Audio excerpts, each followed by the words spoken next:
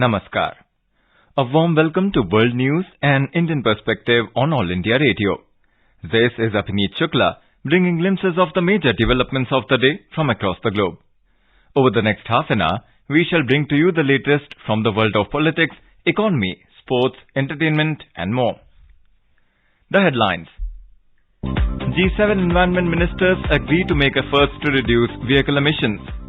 Finance Minister Nirmala Sitharaman addresses Indian Americans in Washington, says India and the US together are building a foundation for strong, peaceful and harmonious world. Second Health Working Group meeting under G20 India presidency to commence from Monday in Goa.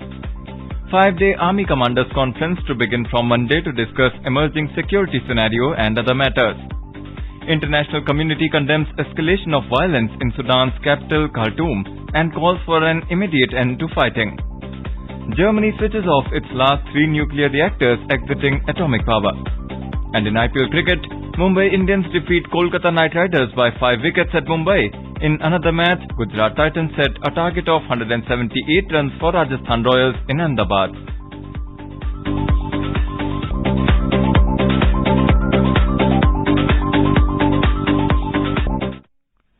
The Group of 7, that is G7 environment ministers, have agreed to make efforts to reduce vehicle emissions.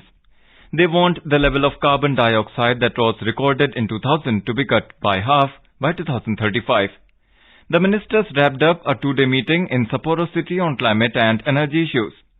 The agreement calls on the countries to help reduce emissions across a broad range of vehicles, including hybrids. However, it does not include the timeline for abolishing coal-fired power plants. Instead, it says they should be phased out if there are not enough measures to reduce emissions from the use of coal, oil and natural gas. The ministers incorporated these agreements in their joint statement, which will likely be reflected in the discussions at the G7 summit in Hiroshima next month. India's Finance Minister Nirmala Sitharaman has said, India and the US together are building the foundation for a strong, peaceful and harmonious global community. Addressing a gathering of Indian Americans at the India House, Washington, D.C., the minister wished that India-US relationship grows from strength to strength. On this occasion, US Commerce Secretary Gina Raimondo recounted her recent meeting with Prime Minister Narendra Modi, calling him the most popular leader of the world. Addressing the reception hosted by Indian Ambassador to US Taranjeet Singh Sandhu, the US Secretary said, Mr. Modi is an unbelievable visionary leader. Recalling her conversation with the Prime Minister, she told him that India and the US need to lead the technology ecosystem consistent with our democratic values.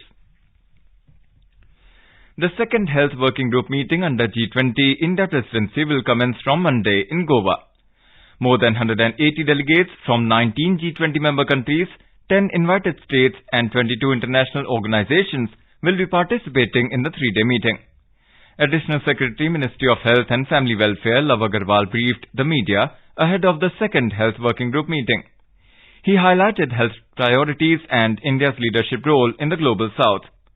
The second Health Working Group meeting of G20 will have discussions on the priorities which include health emergencies prevention, preparedness and response, strengthening cooperation in pharmaceutical sector with focus on access and availability to safe, effective, quality and affordable medical countermeasures.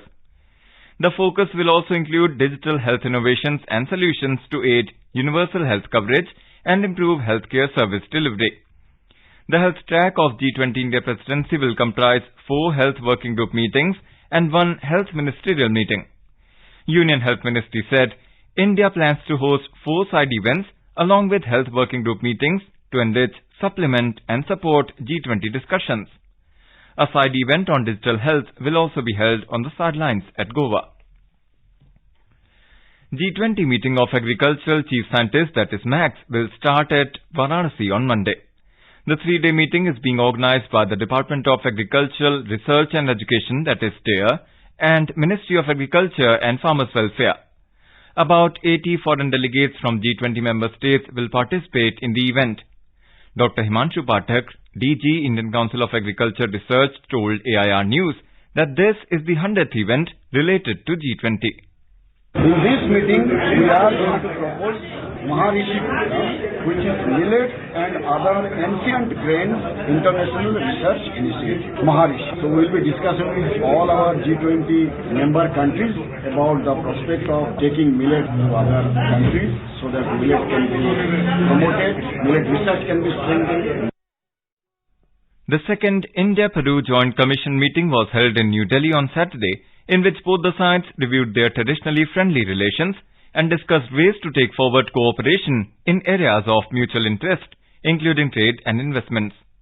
The meeting was co-chaired by Secretary East in the External Affairs Ministry Saurabh Kumar and Vice Minister of Foreign Affairs of Peru, Ignacio Higueras. They also discussed regional and multilateral issues of current relevance and took note of cooperation between the two countries in multilateral forums and international organizations. During the meeting, Peru complimented India for giving voice to the South in the G20 and inviting President Dina Boluarte to participate in the Voice of Global South Summit held earlier this year. Both the sides also agreed to exchange visits and organize a series of trade, cultural, educational and other bilateral events as part of the celebrations to commemorate the 60th anniversary of diplomatic relations. The first Army Commanders Conference, that is ACC, of this year will be held on Monday. It will continue till the 21st of April. The conference will be conducted in a hybrid format using available technology for secure communication, wherein Army commanders and other senior functionaries will meet virtually on the first day. They will then travel to Delhi for balanced physical meetings on matters which require detailed deliberations. The conference is an apex-level biannual event, which is an institutional platform for conceptual-level deliberations, culminating in making important policy decisions for the Indian Army. The forum will also review the progress on the activities charted out as part of Year of Transformation 2023, along with the progress on Agnipath scheme and digitization and automation initiatives. The Ministry of Defence in a statement said that the APEX leadership will also brainstorm current and emerging security scenarios and review the operational preparedness of the Indian Army. In today's Hotspot section, we bring you a news commentary on India's digital public infrastructure.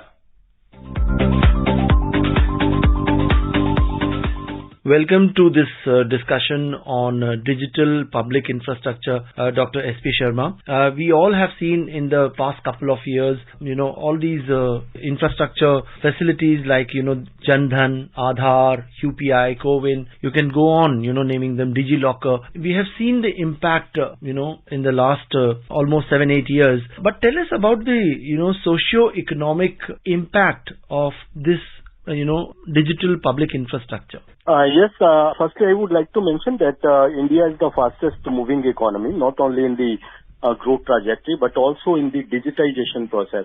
Now we are number one in the digital transactions, and we posted more than 70 billion digital payment transactions in 2022, increased from 44 billion in 2021. So we are the fastest moving economy in the digital transactions, and we are ahead of China, South Korea, Thailand, United Kingdom, and progressing and increasing at a high rate every year. So that is the picture at the global charts, that India has adopted very well the digital transformation and digitization processes, and we are moving ahead in a significant way as compared with many advanced, developed, emerging and developing economies.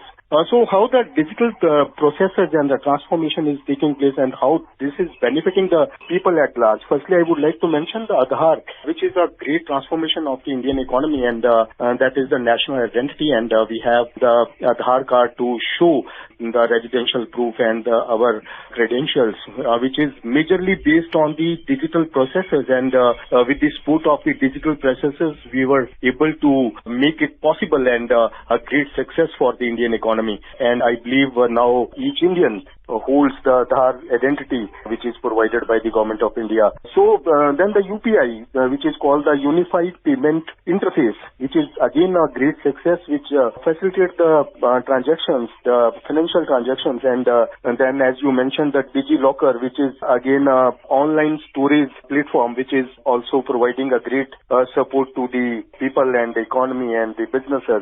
So online payment, like the online paperless and the cashless as processes are becoming more and more vibrant and supportive for the digitalization process in the country. And I would like to mention the impact how these transactions and these facilitations are benefiting the people. Firstly, if we go by the recent crisis of the COVID-19, then the digital processes helped us a lot because without the digital processes, I think this was not possible to reach so much large chunk of population. And with the support of the digital processes, more than 87% of the poor households received at least one benefit provided under the so many schemes of the Government of India. And the dissemination of the processes and the dissemination of the benefits to the beneficiaries was very strong. So that is a great achievement. And with the support of digital processes, we are able to save our expenditure also, which is estimated at around 1% of the GDP, according to the recent numbers, which is again a great success, which saves our cost, compliance cost, and the cost of dissemination of the services. Yeah. Like the Jan Dhan Yojana, which is a financial inclusion, and I would say the financial revolution for the Indian economy, which provided 462 million accounts to the people, particularly to the poor people, and these people were able to benefit from the financial processes of the government, sometimes the direct benefit transfers, and there are so many financial supportive systems of the government. So Jan Dhan Yojana is a great revolution of the Indian economy and has shown a great success with the support of the digital processes. If we go by the assessment and the benefit, then the KYC norm of the banking sector is a very strong parameter to know about the customers. With the support of digitalization, now this has also become very, at the low cost, they now do the KYC systems. According to the estimates, the $12 was the cost of the KYC, but now this is only 6 cents with the support of digital processes. Yeah. So the impact is very high, and transformation is at the highest level, as we are the fastest moving economy in the digital transactions, and the impact assessment is strong. Yeah. Dr. Sharma, note to opinion, the digital public infrastructure in the country has grown by leaps and bounds in the last couple of years. But let's also, discuss the flip side, the digital divide between, urban and rural areas. What do you think? What do you feel that is the digital divide still there between, rural areas and urban areas, and somewhere, the villages and the tier 2 and tier 3 cities and smaller towns need to, catch up with urban India as far as the digital infrastructure is concerned?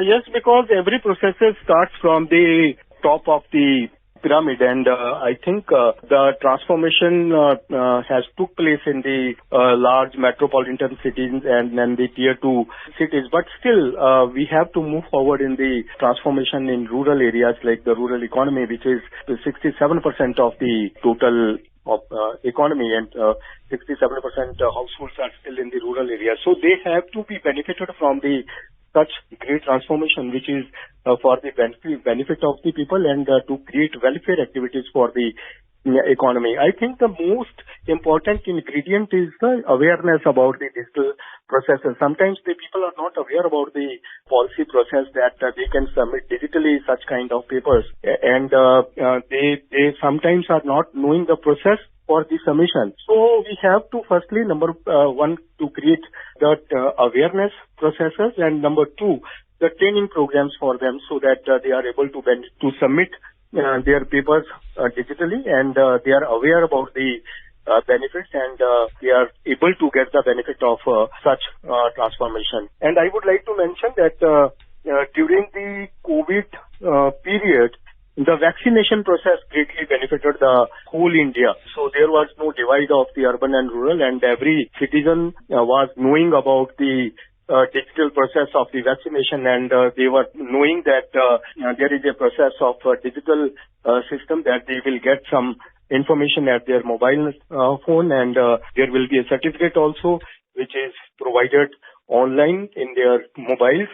So that was a great awareness program. So in the same way, the other policies should also be disseminated in such a manner that they are able to know about the process and benefit, both to move forward and to become more and more digital, and to maintain our position at the world level as a number one digital transforming economy, so that this process goes a long way to push the trajectory of economic growth, which is anticipated at 5 trillion, 10 trillion, and sometimes 20-30 trillion dollar economy in the coming years and in the decades. So I think the digital processes will benefit and push the growth trajectory and help the economy to transform greatly from the informal to the formal economy in the coming times. Dr. Sharma, let's discuss this holy trinity which we call JAM, the Jan Dhan account, Aadhaar and the mobile.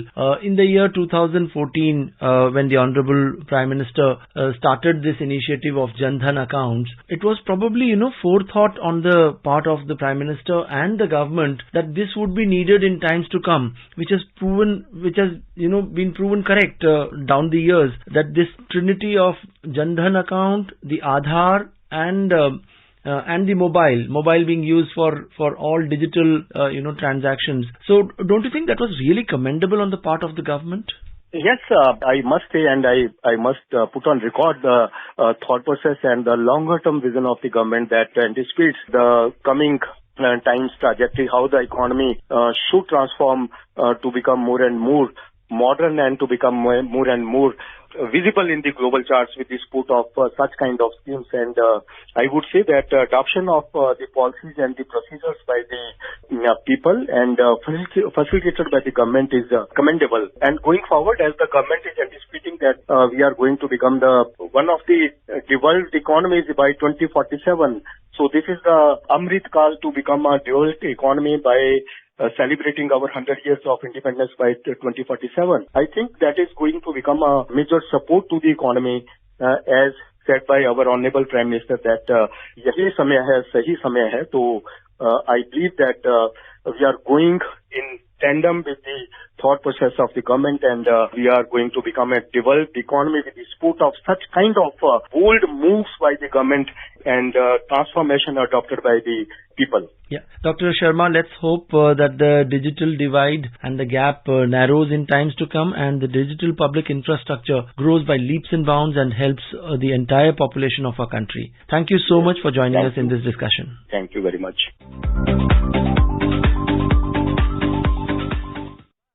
This is All India Radio giving you the world news. Tentative diplomatic efforts to address the conflict in Sudan are starting to emerge. The African Union's Peace and Security Council has tweeted that it is convening an emergency session to discuss the crisis. The Arab League is also holding an urgent meeting to discuss the situation, following a request by Egypt and Saudi Arabia. At the same time, the Egyptian presidency has said that Egypt and South Sudan have offered to mediate between the Sudanese army and the paramilitary rapid support forces. Scores of combatants and more than 56 civilians have been reported dead, while around 600 were injured in the power struggle between Sudan's army and a paramilitary force. An Indian national identified as Albert Augustine, working in Sudan, succumbed to his injuries after getting hit by a stray bullet amid the ongoing clashes. External Affairs Minister Dr. S. Jaishankar has expressed grief over the death of the Indian national. In a tweet, Dr. Jaishankar said, "The embassy is making all efforts to extend fullest assistance to the family." As fighting continues to rage across Sudan, both the sides have made sweeping but unverified claims about the amount of territory they control. External Affairs Minister Dr. S. Jaishankar on Sunday spoke to U.S. Secretary of State Antony Blinken and discussed regional as well as global issues. In a tweet, Dr. Jaishankar said he had a warm conversation with Mr. Blinken. He said they noted the steady progress in bilateral ties between the two countries. Germany has switched off its last 3 nuclear reactors on Saturday, exiting atomic power even as it seems to wean itself off fossil fuels and manage an energy crisis caused by the war in Ukraine. While many Western countries are upping their investments in atomic energy to reduce their emissions, Germany brought an early end to its nuclear age. The RWE energy firm said it is the end of an era. The statement came shortly after midnight, confirming the 3 reactors had been disconnected from the electricity grid.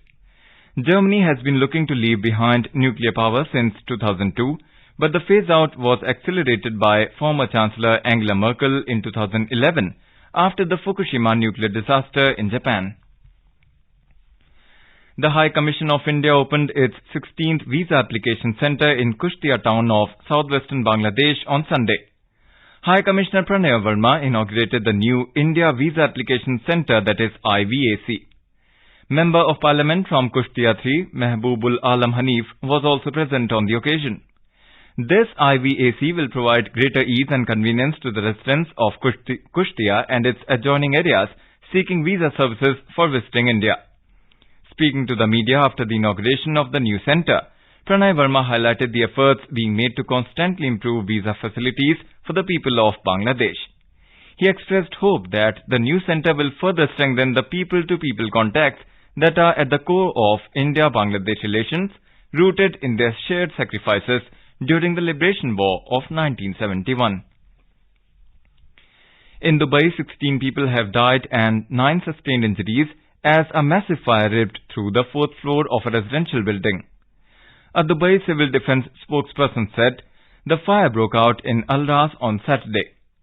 So far, 8 bodies have been identified, which include 4 Indians, a couple from Kerala and 2 men from Tamil Nadu who worked at the building.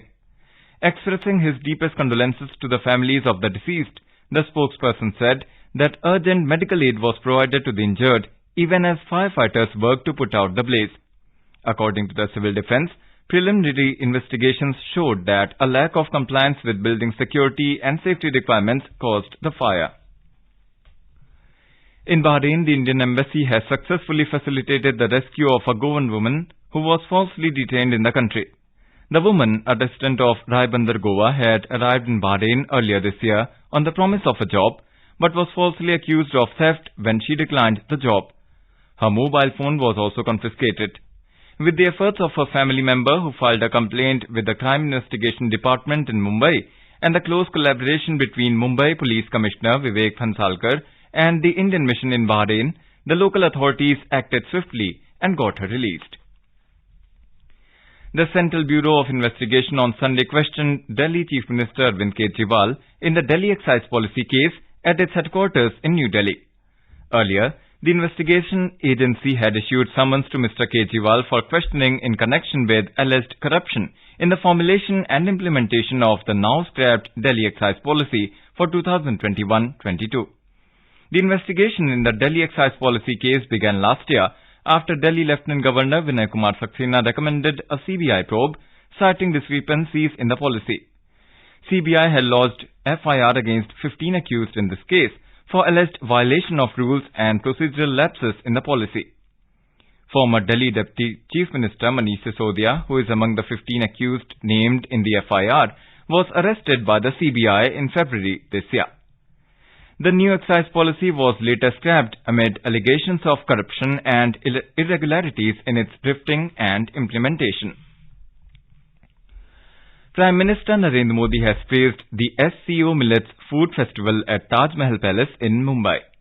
In reply to a tweet by Member of Parliament Manoj Kotak, the Prime Minister said that it is a laudatory effort to popularize Shri Ann in Mumbai. Mr. Kotak had tweeted about the festival and Jalgaon's Jawar, Nagpur's Bajra and Aurangabad's Ragi reaching Taj Mahal Palace in the form of SCO Millets Food Festival. India's President Draupadi Murmu will inaugurate the National Panchayat Awards Week and confer the National Panchayat Awards in New Delhi on Monday. On the occasion, the President will also address more than 1,500 delegates from across the country. The Ministry of Panchayati Raj will be celebrating National Panchayat Awards Week commencing from Monday to the 21st of this month as part of the Azadi Ka Amrit Mahotsav 2.0 in the run-up to the National Panchayati Raj Day scheduled on 24th of April. Rajasthan's Nandini Gupta has been crowned as the Femina Miss India World 2023 in the 59th edition of Femina Miss India 2023 Grand Finale held at Imphal Saturday night. While the 19-year-old took the crown home, Shreya Poonja from Delhi was announced as the first runner-up and Thonaujam Stella Lubang from Manipur became the second runner-up. Among the 30 state winners, these ladies were chosen as the top 3. Now, the winner Nandini Gupta will represent India in the Miss World 2024 contest. In IPL cricket, chasing a target of 178 runs set by Gujarat Titans, Rajasthan Royals were 138 for 5 in 16.3 overs at Ahmedabad when reports last came in. Asked to bat first, Gujarat made 177 runs for the loss of 7 wickets in their allotted 20 overs. For Gujarat, David Miller contributed 46 runs and Shubman Gill made 45. Earlier, in another match, Mumbai Indians defeated Kolkata Knight Riders by 5 wickets. Mumbai Indians achieved the target of 186 runs after losing 5 wickets in 17.4 overs.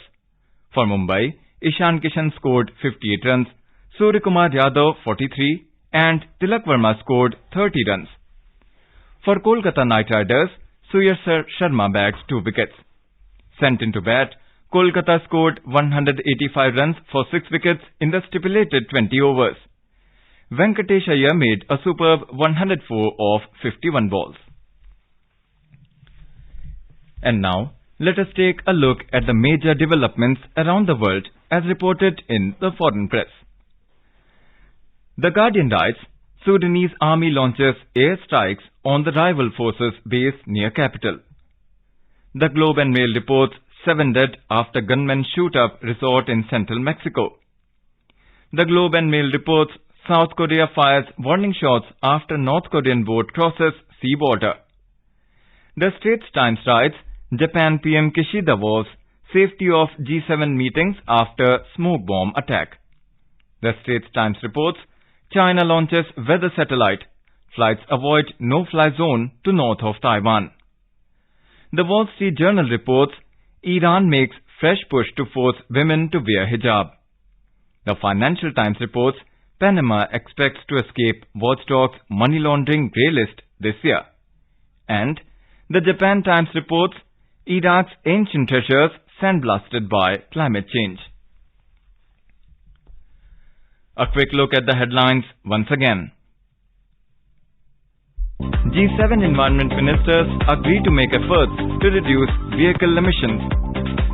Finance Minister Nirmala Sitharaman addresses Indian Americans in Washington. Says India and the US together are building a foundation for strong, peaceful and harmonious world. Second Health Working Group meeting under G20 Indian Presidency to commence from Monday in Goa. 5-day Army Commanders Conference to begin from Monday to discuss emerging security scenario and other matters. International community condemns escalation of violence in Sudan's capital Khartoum and calls for an immediate end to fighting. Germany switches off its last 3 nuclear reactors, exiting atomic power. In IPL cricket, Mumbai Indians defeat Kolkata Knight Riders by 5 wickets at Mumbai. In another match, Gujarat Titans set a target of 178 runs for Rajasthan Royals in Ahmedabad. And now, before we end, let us listen to Mahatma Gandhi's favorite bhajan, Vaishnav Jan, by artists from Poland.